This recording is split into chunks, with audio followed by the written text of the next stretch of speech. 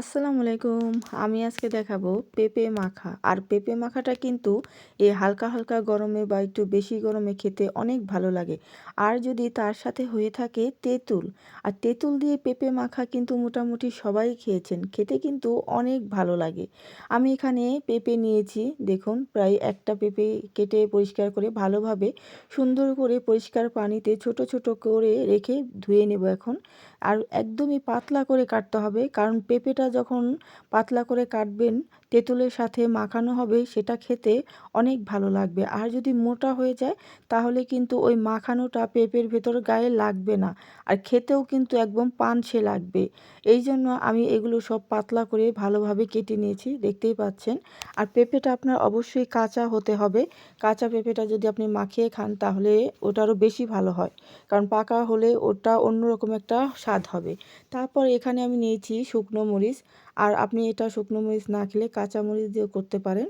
আর বেশিরভাগ শুকনো মরিচ দিয়ে যদি মাখিয়ে খান সেটা খেতে আরও বেশি স্বাদের হবে। তারপর নিয়েছি ধনেপাতা কুচি, আর এখানে দিয়ে দিচ্ছি তেঁতুল। আর তেঁতুলের পরিমাণটা আপনার রুচি অনুযায়ী দিয়ে নেবেন, একটু বেশি হলেই ভালো হয়। আর এই তেঁতুল দেখে কার কার জিভে পানি চলে এসেছে অবশ্যই জানাবেন। তারপর এই ধনেপাতা দিয়ে তেঁতুল দিয়ে আর মরিচ দিয়ে আমি ভালোভাবে সুন্দর করে মিক্স করে মাখিয়ে নেব। আর এইগুলো সবাই একসাথে খেলে কিন্তু ভীষণই ভালো লাগে।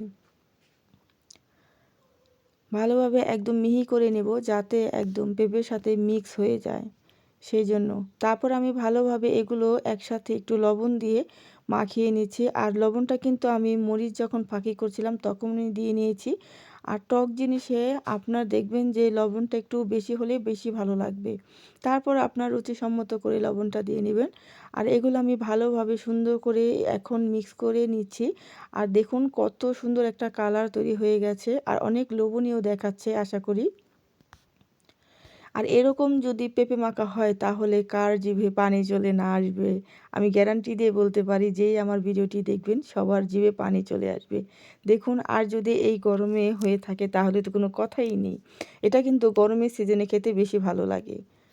কে কে এইভাবে খান অবশ্যই আমাকে বলবেন। আর কে কোথায় থেকে আমার ভিডিওটি দেখছেন। আর এতক্ষণ এই পেঁপে মাখার সঙ্গে যারা ছিলেন সবাইকে সত্যি অসংখ্য ধন্যবাদ।